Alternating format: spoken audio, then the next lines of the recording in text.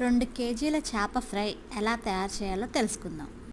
Fry piece oil పీల్చకుండా క్రిస్పీగా టేస్టీగా ఉండాలంటే ఈ విధంగా చేసుకోవాలి.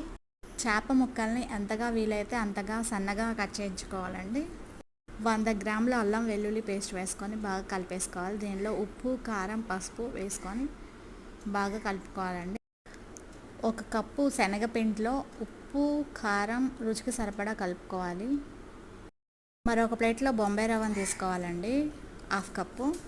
శనగపిండిలో ఈ చేప ముక్కల్ని డొల్లించుకొని బొంబాయి రవ్వని అద్ది దీన్ని డీప్ ఫ్రై చేసుకోవాలండి. ఈ విధంగా ఫ్రై అయిన తర్వాత తీసుకొని పెనం మీద పెట్టుకోవాలండి. పెనం మీద స్లో ఫ్లేమ్ మీద ఫ్రై చేసుకోవాలి. ఫ్రై చేసుకున్న తర్వాత ఆయిల్ అంతా దిగిపోతుంది. ఎంత క్రిస్పీగా కావాలంటే అంత క్రిస్పీగా అయిన తర్వాత తీసుకొని సర్వ్ చేసుకోవడమే.